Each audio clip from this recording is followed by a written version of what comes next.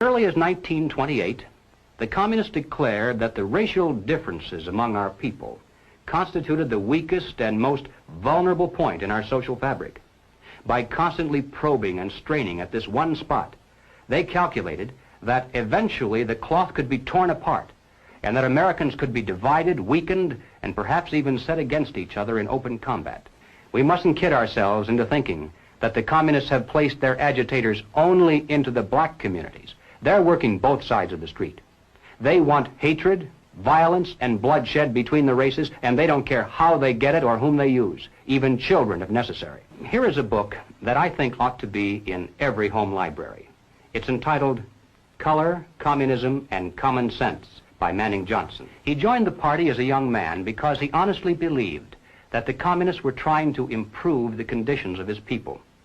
He was a dedicated communist, and eventually he rose to one of the highest ranks. But after many years, he discovered that instead they were merely planning to use his people in a bloody revolution to destroy America.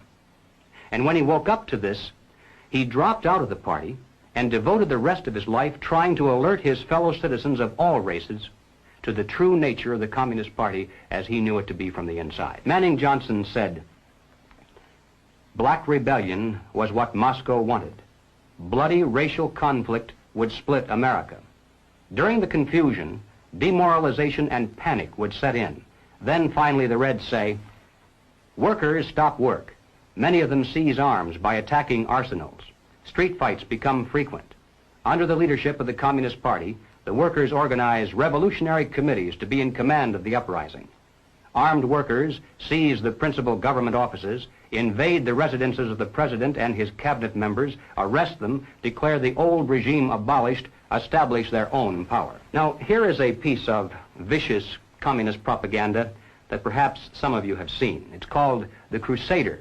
It's written by Robert F. Williams, one of the organizers of the Revolutionary Action Movement. In this issue of The Crusader, the communists call not only for extensive chaos within the cities, but for putting to the torch every village, every forest, every field, and every barn.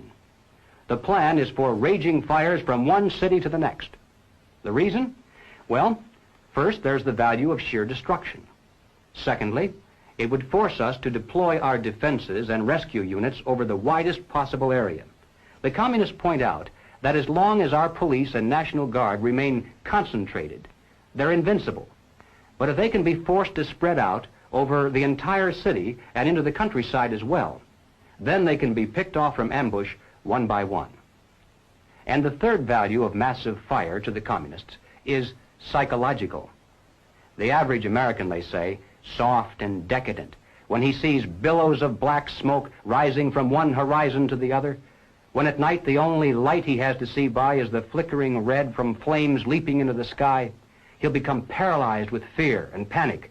He'll run away and hide and do nothing to interfere with the guerrilla bands as they strike at the community's power centers. The Crusader explains how to set up sniper units in crowd